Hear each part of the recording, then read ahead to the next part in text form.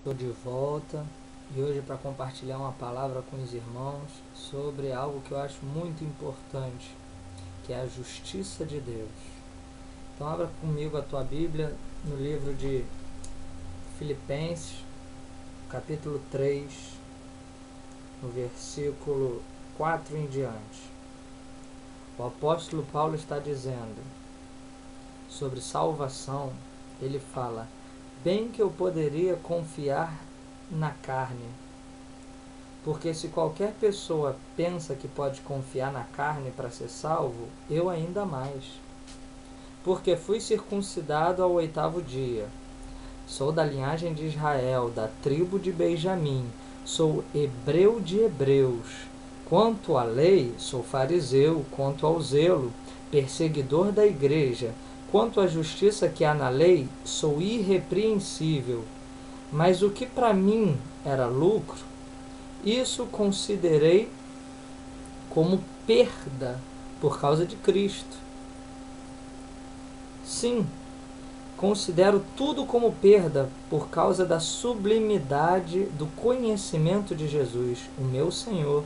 Por amor dele, perdi todas as coisas e considero tudo como esterco para ganhá-lo e ser achado e encontrado nele, não tendo justiça própria alguma que procede de leis, senão a justiça que é mediante a fé em Jesus, a justiça que procede de Deus, o qual é baseada na fé, para conhecê-lo e o poder da sua ressurreição e a comunhão dos seus sofrimentos, conformando-me com ele na sua morte, para de algum modo alcançar a ressurreição dentre os mortos. Eu quero ressaltar o versículo 8, versículo 9, onde Paulo diz que ele quer ser encontrado em Cristo e não tendo justiça própria que procede da lei. Meus amados, o que acontece hoje é que muita gente no nosso meio cristão, evangélico, protestante, até no meio católico, talvez até mais, muitas pessoas estão se garantindo em si mesmas. O evangelho da graça de Deus quase não é mais pregado. O evangelho que tem sido pregado é um evangelho de obras salvíficas. É uma pregação onde você tem que fazer por merecer, onde é você que tem que tomar conta da tua salvação, onde é você que sabe pelas tuas atitudes, é você que se garante. É uma pregação onde você começa a crer pela graça de Deus. Afinal, na cruz, Jesus te perdoou dos seus pecados. Mas é como se ele tivesse te perdoado só os pecados até aquele dia em que tu se converteu. Depois, os pecados que vieram depois é por tua conta e risco. É como se ele pagasse a tua dívida naquele momento. E os pecados que viessem para frente, tu estava ferrado para se virar com eles. É um evangelho que hoje em dia está baseado na justiça própria. É o camarada que faz por merecer. É o camarada que faz por onde. No final de tudo, a glória é do homem. Ninguém percebe isso, mas é isso que o apóstolo Paulo está dizendo aqui, que ele não quer. Ele está dizendo, no tocante à lei, à religião, se tem alguém que pode se gabar, sou eu.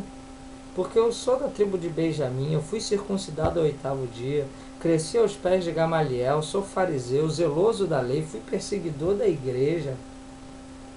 Sou irrepreensível diante dos homens, mas eu considero tudo isso como esterco perto da grandeza da justiça de Deus que se revela em Cristo Jesus.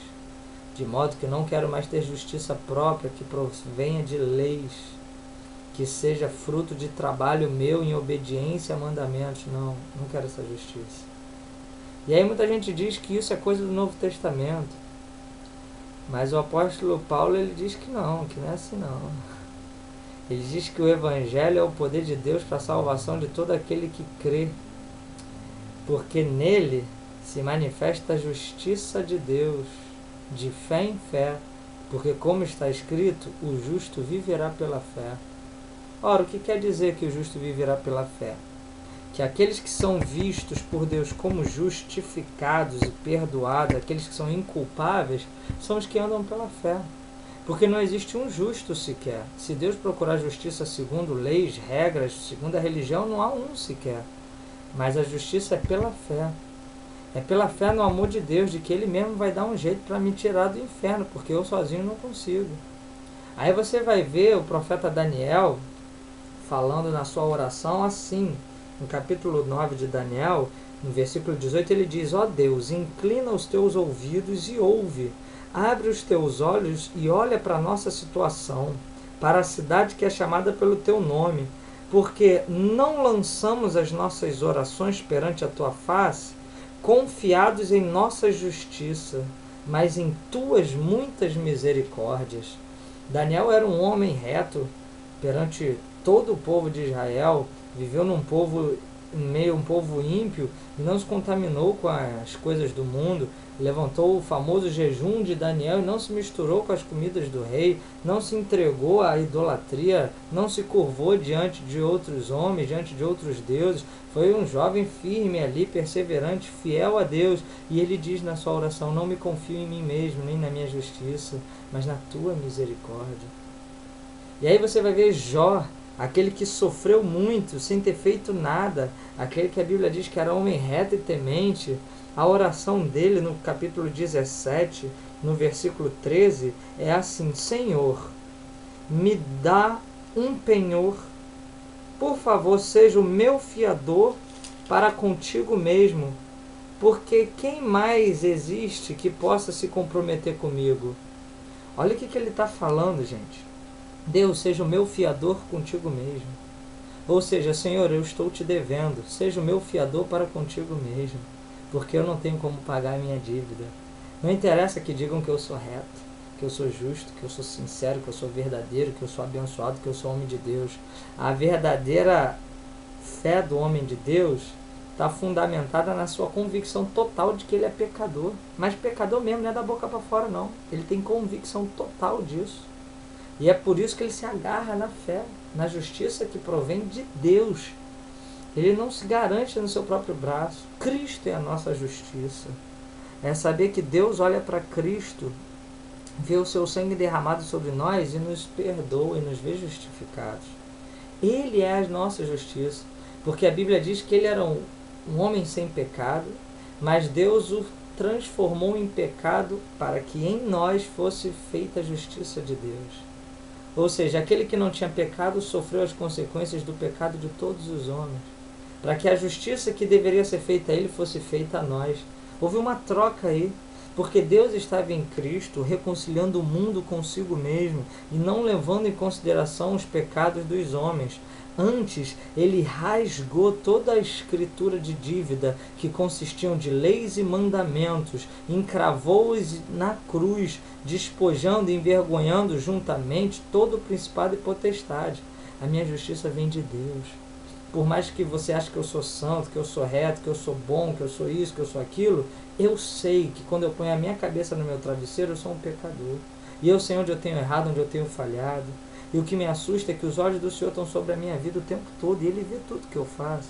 Não há justiça própria em mim para chegar diante de Deus e falar: eu mereço entrar no céu, eu mereço ser abençoado, eu mereço ser próspero por causa disso, daquilo e daquilo. Não, não existe essa justiça em mim.